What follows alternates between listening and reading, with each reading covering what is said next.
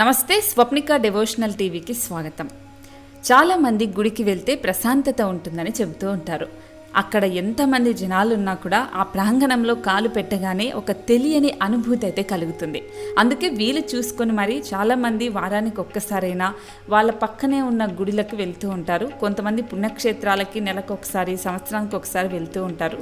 అయితే బ్రహ్మదేవుని ఆలయాలు అనేది మన దేశంలో చాలా తక్కువగా ఉన్నాయి. సో అందులో 1-2 మాత్రమే ఉన్నాయి. వాటిలో మన తెలుగు రాష్ట్రాల్లో బ్రహ్మదేవుడి గుడి అనేది దాదాపు ఎక్కడా కనిపించదు. సో కానీ ఇప్పుడు నేను చెప్పబోయే గుడికి మీరు వెళ్ళారు అంటే మీరు అనుకున్న కోరికలన్నీ నెరవేరుతాయి, మీ తలరాతలన్నీ మారిపోతాయని వెళ్ళి వచ్చిన వాళ్ళు చెప్పారు. అలాగే పండితులు కూడా చెప్పారు. సో అక్కడికి వెళ్ళి వచ్చిన వాళ్ళు చెప్పిన వివరాల ప్రకారం నేను ఈ వీడియో చేస్తున్నాను. మీ అందరికీ కూడా ఉపయోగపడుతుందని. నేను కూడా వెళ్ళలేదు, త్వరలోనే వెళ్ళాలని అనుకుంటూ ఉన్నా. సో ఇంకా లేట్ చేయకుండా ఆ టెంపుల్ ఏంటి, ఆ గుడి ఎక్కడుంది, ఎలా వెళ్ళాలి, బస్సులో వెళ్ళాలంటే ఎలా వెళ్ళాలి, లేకపోతే ట్రైన్లో వెళ్ళాలంటే, ఫ్లైట్లో వెళ్ళాలంటే ఏమన్నా అవైలబిలిటీ ఉందా, వీటన్నింటి గురించి ఈ వీడియోలో చెప్తాను. కాబట్టి వీడియోని ఎక్కడ స్కిప్ చేయకండి. కొంచెం లెంతీగా ఉన్నా కూడా చాలా ఇన్ఫర్మేటివ్గా ఉంటుంది. కాబట్టి ఖచ్చితంగా మీరందరూ కూడా వెళ్ళి అక్కడికి దర్శించుకోండి ఆ దేవుణ్ణి. మీరు అనుకున్న కోరికలన్నీ నెరవేర్చుకోండి. సో ఇక లేట్ చేయకుండా వీడియోలోకి వెళ్ళిపోదాం. సో ఇంకొక విషయం ఏంటంటే, ఇప్పుడు నేను చెప్పబోయే గుడి అనేది పెళ్ళి కాని వాళ్ళు గర్భగుడి లోపలి వరకు వెళ్ళొచ్చు, పెళ్ళైన వాళ్ళు వెళ్ళలేదు. ఎందుకు వెళ్ళకూడదు, పెళ్ళైన వాళ్ళు మాత్రమే గర్భగుడిలోకి ఎందుకు వెళ్ళాలి అనేది కూడా ఈ వీడియోలో చెప్తాను. కాబట్టి ఇంకా లేట్ చేయకుండా వీడియోలోకి వెళ్ళిపోదాం. ఎవరైనా ఫస్ట్ టైం మన ఛానల్ని చూస్తుంటే లైక్ చేయండి, షేర్ చేయండి. అలాగే మన ఛానల్లో ఆధ్యాత్మికమైన విషయాలు ఎన్నో మనం చెప్తూ ఉంటాం. కాబట్టి తప్పకుండా మీ వాల్యుబుల్ కామెంట్ని కూడా కామెంట్ రూపంలో తెలియచేయండి. మన ఛానల్ని కూడా సబ్స్క్రైబ్ చేసుకోండి. సో అలాగే ఒక 10 మందికి షేర్ చేస్తే వాళ్ళకు కూడా ఉపయోగపడుతుంది. కాబట్టి ఖచ్చితంగా వాళ్ళందరికీ కూడా ఈ వీడియో వెళ్ళేలాగా షేర్ చేయండి. మీ వాట్సాప్ స్టేటస్లో కూడా పెట్టుకోండి. ఇక లేట్ చేయకుండా వీడియోలోకి వెళ్ళిపోదాం. జగత్పిత బ్రహ్మ మందిర్ అనే ఈ ఆలయం రాజస్థాన్ రాష్ట్రంలోని పుష్కర్ సరస్సు దగ్గర ఉంటుంది. అయితే ఈ ఆలయాన్ని జగత్పిత బ్రహ్మ మందిర్ అని ఎక్కువగా పిలుస్తూ ఉంటారు. సో ఈ ఆలయంలో ఉన్న ప్రత్యేకత ఏంటి అంటే, మన దేశంలో బ్రహ్మదేవుడు అనేది 1-2 చోట్లనే ఉన్నాడు. ఈ రాజస్థాన్ రాష్ట్రంలో ఉన్న ఈ జగత్పిత బ్రహ్మ మందిర్, ఇక్కడ బ్రహ్మదేవుడు అనేవారు ప్రముఖమైన విగ్రహంలాగా ఇక్కడ ఉంటారు. 4 ముఖాల బ్రహ్మని ఇక్కడ మనం చూడొచ్చు, దర్శించుకోవచ్చు. అయితే ఈ ఆలయం 2000 సంవత్సరాల కంటే పురాతనమైన ఆలయంగా చెప్పబడింది. అందుకనే ఇంత గొప్ప అద్భుతమైన పుణ్యక్షేత్రాన్ని మనం దర్శించుకుంటే మనం అనుకున్న కోరికలన్నీ నెరవేరుతాయి అనేది పండితులు, అలాగే కొన్ని గ్రంథాల్లో కూడా చెప్పబడింది అని పండితులు, నిపుణులు చెప్తూ ఉన్నారు. సో అక్కడికి వెళ్ళిన వాళ్ళకు కూడా వారం, కొంతమందికి నెలల్లో ఇలా మంచి వాళ్ళు అనుకున్న కోరికలు నెరవేరాయి, వాళ్ళ అనుకోని కొన్ని మంచి విషయాలు కూడా జరిగాయని చెప్పారు. సో అలాగే ఈ గుడికి అంటే జగత్పిత బ్రహ్మ మందిర్ అనే ఈ గుడికి మీరు కార్తీక పౌర్ణమి రోజున వెళ్తే ఇంకా మీరు అనుకున్నవన్నీ జరుగుతాయి. అలాగే ఆ టైంలో మీరు ఆ బ్రహ్మని దర్శించుకుంటే ఎంతో పుణ్య ఫలం అని చెప్తూ ఉన్నారు. ఎందుకంటే జీవితంలో ఒక్కసారైనా ఈ గుడిని దర్శించుకోవాలి అని చాలామంది భక్తుల నమ్మకం. ఎందుకంటే మన తెలుగు రాష్ట్రాల్లో అరుణాచలానికి వెళ్ళాలి అని ఎలా అయితే అనుకుంటారో, అలాగే నార్త్ సైడ్ ఉన్న భక్తులు ఎక్కువ మంది జీవితంలో ఒక్కసారైనా కూడా ఈ జగత్పిత బ్రహ్మ మందిర్కి వెళ్ళాలి, ఆ బ్రహ్మని చూడాలి అని అనుకుంటారు. ఇక్కడ 4 ముఖాల్లో బ్రహ్మ అనేది మీకు దర్శనమిస్తాడు. ఎక్కడే కానీ, మనకు ఇండియాలోనే కాదు, నాకు తెలిసి ప్రపంచంలో ఎక్కడే కానీ ఇలా 4 ముఖాలున్న బ్రహ్మని దర్శించుకోవడం కేవలం ఈ రాజస్థాన్ రాష్ట్రంలోని పుష్కర్ సరస్సు దగ్గర మాత్రమే అని చెప్పాలి. కాబట్టి జీవితంలో ఒక్కసారైనా కూడా అక్కడికి వెళ్ళి దర్శించుకోవడానికి ట్రై చేయండి. సో అలాగే ఈ ఆలయానికి సంబంధించి ఇంకొక ప్రత్యేకత కూడా ఉంది.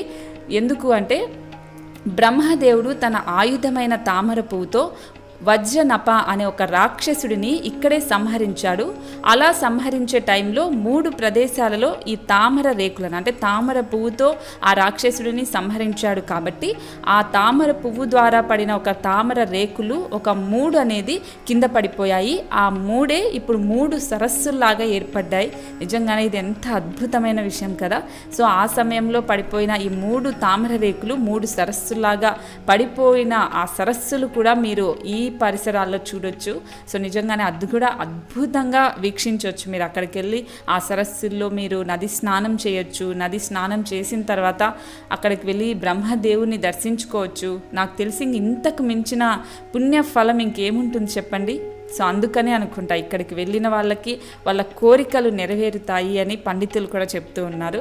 అలాగే ఆ సమయంలో ఈ మెయిన్గా ఇంకొక విషయం ఏంటి అంటే, ఇక్కడ ఇలా 3 తామర రేకులు పడిన తర్వాత 3 సరస్సులు ఏర్పడిన తర్వాత వీటి గురించి ఇవన్నీ గ్రంథాల్లో ఇవన్నీ ఉన్నాయి కదా. సో అలాగే ఏదైతే ఇక్కడ రాక్షసుని బ్రహ్మదేవుడు ఒక తామర పువ్వు అనే ఒక ఆయుధంతో సంహరించాడో ఆ సమయంలో అదంతా అయిపోయిన తర్వాత బ్రహ్మదేవుడు ప్రధాన పుష్కర్ అనే ఒక సరస్సు దగ్గర కూర్చొని యజ్ఞం చేస్తాడు. ఆ యజ్ఞం కోసం చుట్టూ కొండల్ని సృష్టించుకుంటూ ఉంటాడు. ఆ చుట్టూ ఉన్న కొండలు కూడా మనకి ఇప్పుడు కనిపిస్తాయి. సో అలా తన యజ్ఞం చేసి విష్ణుమూర్తిని దర్శించుకోవాలని యజ్ఞం చేసే తరుణంలోనే ఇక్కడ తామర రేకులు పడిన 3 సరస్సులు మనం చూడొచ్చు. అతను బ్రహ్మదేవుడు విష్ణుమూర్తి కోసం యజ్ఞం చేసినప్పుడు కొండలు నిర్మించిన ఆ కొండలు కూడా మనం చూడొచ్చు. చుట్టుపక్కల ఇంకా ఎన్నో చూడదగ్గ ప్రదేశాలు ఉంటాయి. ఆధ్యాత్మికంగా మీరు చూసే ఎన్నో పురాతనమైన ఆలయాలు కూడా అక్కడ ఉంటాయి. సో అవన్నీ కూడా మీరు చూడొచ్చు. అయితే ఈ ఆలయానికి సంబంధించి ఇంతకుముందు చెప్పిన విధంగా పెళ్ళైన వాళ్ళు ప్రవేశించడానికి ఇక్కడికి వీల్లేదు. అంటే లోపల గర్భగుడిలోకి అక్కడ గుడి ప్రాంగణంలో అలాగే చుట్టుపక్కల ఇక్కడంతా కూడా ఉండొచ్చు. కానీ మీరు బయట నుంచే, అంటే ఇప్పుడు తిరుమలలో ఉన్నప్పుడు గర్భగుడి లోపలికి మనల్ని ఎలాగైతే ఎంటర్ చేయరో సేమ్ ఇక్కడ కూడా గర్భగుడిలోకి పెళ్ళైన వాళ్ళు ప్రవేశించడానికి వీల్లేదు. పెళ్ళి కాని వాళ్ళు మాత్రమే అక్కడికి వెళ్ళి బ్రహ్మదేవుణ్ణి తాకొచ్చు కూడా.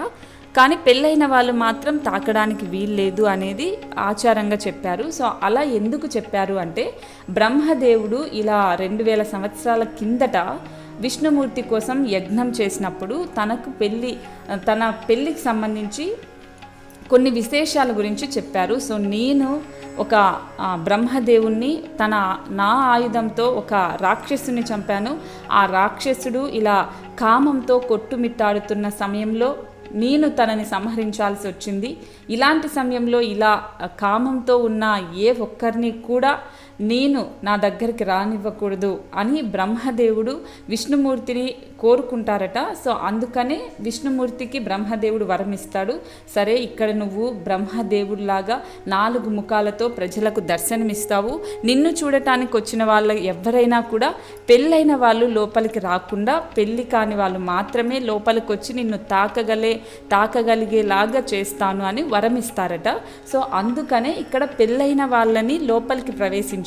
అంటే కామంతో ఉన్న రాక్షసుడిని బ్రహ్మదేవుడు సంహరిస్తే అక్కడ బ్రహ్మదేవుడు వెలిసేలాగా విష్ణుమూర్తి చేశాడు. కాబట్టి పెళ్ళైన వాళ్ళు రోజు వాళ్ళు శృంగారంలో పాల్గొంటారు, అలా ఉంటారు. కాబట్టి పెళ్ళైన వాళ్ళు వెళ్తే ఆ బ్రహ్మదేవుడు విగ్రహానికి, అక్కడ వెలిసిన బ్రహ్మకి అది కొంచెం పవిత్రత తగ్గినట్లు భావిస్తారు. అందుకనే అక్కడున్న పూజారులు ఎవరు కూడా పెళ్ళైన వాళ్ళని లోపలికి అనేది ఎంటర్ చేయరు. సో పెళ్ళి కాని వాళ్ళని మాత్రమే గర్భగుడి లోపలికి వెళ్ళి ఆ బ్రహ్మదేవుణ్ణి తాకేలాగా చేస్తారు. అక్కడ ఈ ఆచారం అనేది కొనసాగుతుంది. ఇంకా ఆలయానికి సంబంధించి మధ్యాహ్నం 1 గంట నుంచి 3 గంటల మధ్య ఈ ఆలయాన్ని మూసివేస్తారు.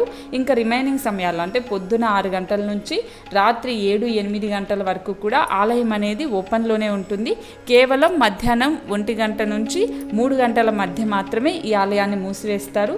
ఎవరైనా ఈ సమయాల్లో వెళ్ళినప్పుడు కొంచెం జాగ్రత్త వహించండి. ఇంకా ఇక్కడికి మీరు వెళ్ళాలి అంటే రాజస్థాన్లో ఉన్న ఈ ఆలయానికి వెళ్ళాలి అంటే బస్సు, రైలు మార్గాల ద్వారా ఈ ఆలయానికి మీరు చేరుకోవచ్చు. సో ఈ ఆలయానికి సంబంధించి ఎన్నో కథలైతే ప్రచారంలో ఉన్నాయి. సో ఈ ఆలయంలోని గోడలకైతే ఇప్పటికీ వెండి నాణ్యాలు అంటించి ఉంటాయట. మనం అక్కడ లోపలికి వెళ్ళినప్పుడు ఆ వెండి నాణ్యాలు కూడా మనకు కనిపిస్తాయి. అలాగే అజ్మీర్ జిల్లాలోని ఒక సముద్ర మట్టానికి 510 అడుగుల ఎత్తులో ఈ ఆలయం అనేది ఉంటుంది. సో అక్కడికి మీరు ఇలా కొండ మార్గం లాగా వెళ్ళాల్సి ఉంటుంది. మనం తిరుమలకి ఎలా అయితే కొండ ఎక్కేసి వెళ్తూ ఉంటాము, మెటికల్ మీద అలిపిరి నుంచి వెళ్తారు కదా, అలా ఇక్కడికి కూడా మీరు స్టెప్స్ మీద పైకి కొండపైకి 510 అడుగుల ఎత్తులో ఉన్న ఆలయం దగ్గరకు వెళ్ళాల్సి ఉంటుంది. సో విష్ణుమూర్తిని ఇంతకుముందు చెప్పిన విధంగా తనని దర్శించుకోవడానికి బ్రహ్మదేవుడు ఇక్కడ 60,000 సంవత్సరాల పాటు యజ్ఞం చేశాడనేది చరిత్ర చెప్తూ ఉంది. సో నిజంగానే 60,000 సంవత్సరాలు అంటే మాటలా?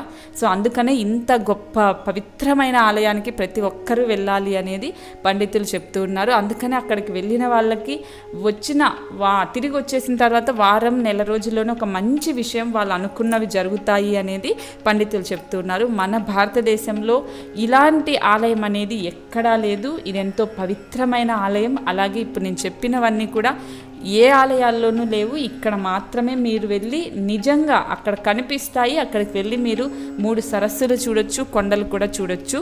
అలాగే మనం తిరుమలకైతే ఎలాగైతే కొండ మార్గం మీద వెళ్తామో ఇక్కడ కూడా అలాగే కొండ మార్గం మీదనే వెళ్ళాల్సి ఉంటుంది. ఇంకా ఇంతకుముందు చెప్పిన విధంగా బస్సు రైళ్ల మార్గం ద్వారా వెళ్ళొచ్చు. అంటే బస్సు అయితే మనం రాజస్థాన్కి ఇక్కడ నుంచి వెళ్ళడానికి డైరెక్ట్గా బస్సెస్ లేవు. హైదరాబాద్ నుంచి రాజస్థాన్కి వెళ్ళడానికి డైరెక్ట్గా బస్సెస్ లేవు.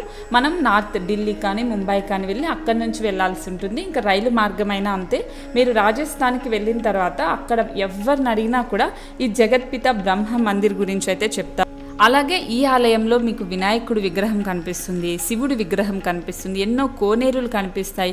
కోనేరులోకి దిగడానికి భయపడే వాళ్ళకి అక్కడ తాడులు కూడా పెట్టి ఉంటారు. ఆ తాడులను పట్టుకొని మీరు స్నానం కూడా చేయొచ్చు, ఎలాంటి అభ్యంతకరం ఉండదు. ఎందుకంటే ఇక్కడ 3 సరస్సులు ఏర్పడ్డాయి అనేది మెయిన్ కాబట్టి ఇక్కడ ఇలా పట్టుకొని, అంటే తాడు ఒకటి ఉంటుంది, ఆ తాడు పట్టుకొని మీరు నది స్నానం చేసి దేవుని దర్శించడానికి కూడా వెళ్ళొచ్చు అనమాట. అలా ఇక్కడ అన్ని ఫెసిలిటీస్ పెట్టారు. సో మీకు ఉండటానికి కూడా ఏ సమస్య ఉండదు. ఇది ఒక పుణ్యక్షేత్రం లాగా కాబట్టి ఇక్కడ అన్నీ కూడా అవైలబిలిటీలోనే ఉన్నాయి. బస్సు రైలు మార్గాల్లో వెళ్ళొచ్చు. ఫ్లైట్ అయితే ఇక్కడ వెళ్ళడానికి లేదు, కేవలం బస్సు రైళ్ళ ద్వారానే వెళ్ళాల్సి ఉంటుంది. మీరు అక్కడికి వెళ్ళిన తర్వాత, అంటే రాజస్థాన్ వెళ్ళిన తర్వాత అక్కడి నుంచి మీకు ఒక 10 కిలోమీటర్ల దూరంలోనే ఉంటుంది. అక్కడ మీకు షేర్ ఆటోస్ కూడా ఉంటాయి. అక్కడ నుంచి మీరు టెంపుల్ వరకు వెళ్ళొచ్చు. అక్కడ నుంచి పైనకి వెళ్ళడానికి మీరు నడుచుకుంటూనే వెళ్ళాలి. అక్కడ పైకి వెళ్ళడానికైతే మీకు ఆటోస్ కానీ లేకపోతే మీ ఓన్ వెహికల్లో వెళ్ళాలన్నా కూడా కుదరదు. కిందనే పార్క్ చేసేసి, ఒకవేళ కార్లో ఎవరైనా వెళ్తే కింద పార్క్ చేసి అక్కడి నుంచి కొండ మీదకి స్టెప్స్ మీద నడుచుకుంటూ వెళ్ళాల్సి ఉంటుంది. సో ఈ స్టెప్స్ మీద మీకు చుట్టూ కొండ ప్రాంతాలు కాబట్టి ఫారెస్ట్ లాగా ఉంటుంది కాబట్టి పగలు టైంలోనే మీరు స్టెప్స్ ఎక్కుతూ వెళ్ళారు అంటే, ఒకవేళ ఫ్రెండ్స్తో ఫ్యామిలీతో వెళ్తే మీకు ఎలాంటి సమస్య ఉండదు. ఒక్కరే వెళ్ళినప్పుడు నైట్ టైం వెళ్ళకుండా ఉండేలాగా చూసుకోండి. పగలు వెళ్తేనే బాగుంటుంది. ఐ థింక్ నాకు తెలిసి అన్ని విషయాలు చెప్పే ఉన్నాను కదా. సో ఇక్కడ అమౌంట్ విషయానికి వస్తే, మీకు ఎవరైనా అక్కడ పూజలు చేయించుకోవాలి అంటే 500 రూపాయలు, అక్కడ మీకు అభిషేకం ఏవైనా చేయించాలన్నా లేదంటే మీ పేరు మీద అర్చన ఏమైనా చేయించాలి అన్నా కూడా మినిమం ఒక 500 నుంచి అయితే మొదలవుతుంది అని అక్కడున్న పూజారులు అయితే చెప్తూ ఉన్నారు. ఇంకా ఆల్మోస్ట్ అన్ని డీటెయిల్స్ చెప్పాను కదా. ఇంకా ఏమైనా డౌట్స్ ఉంటే కామెంట్ రూపంలో తెలియజేయండి. ఇంకా మీకు డౌట్స్ ఏమైనా ఉన్నవి నేను క్లారిఫై చేయడానికి ట్రై చేస్తాను. కాబట్టి డెఫినెట్లీ ఒక్కసారైనా ఈ టెంపుల్కి వెళ్ళి ఆ బ్రహ్మదేవుణ్ణి దర్శించుకోవడానికి ట్రై చేయండి. సో 4 ముఖాలు ఉన్న బ్రహ్మ నాకు తెలిసి దేశంలో ఎక్కడా లేదు, మన ప్రపంచంలోనే ఎక్కడా లేరు. కేవలం రాజస్థాన్ రాష్ట్రంలో ఇప్పుడు నేను చెప్పిన ఈ ప్రదేశంలో మాత్రమే ఉన్నారు. కాబట్టి జీవితంలో ఒక్కసారైనా వెళ్ళి గుడిని దర్శించుకోండి. మనం హిందువులం కాబట్టి మన హిందూ దేవుళ్ళని, మన హిందూ ధర్మాన్ని మనమే కాపాడుకోవాల్సిన అవసరం ఉంది. కాబట్టి ప్రతి ఒక్కరికి ఈ వీడియోని షేర్ చేయండి. మనలాగా ఎంతోమంది ఆధ్యాత్మికమైన విషయాలు చెప్తున్న వాళ్ళకి సపోర్ట్ చేయండి. సో నేననే కాదు, ఎంతోమంది మన యూట్యూబ్ ఛానల్లో చెప్తూ ఉన్నారు, వాళ్ళందరికీ కూడా సపోర్ట్ చేయండి. లైక్ చేయండి, షేర్ చేయండి, సబ్స్క్రైబ్ చేయండి. సో ఈ వీడియో ఫుల్గా చూసిన మీ అందరికీ కూడా మంచి జరగాలని కోరుకుంటూ శుభమస్తు.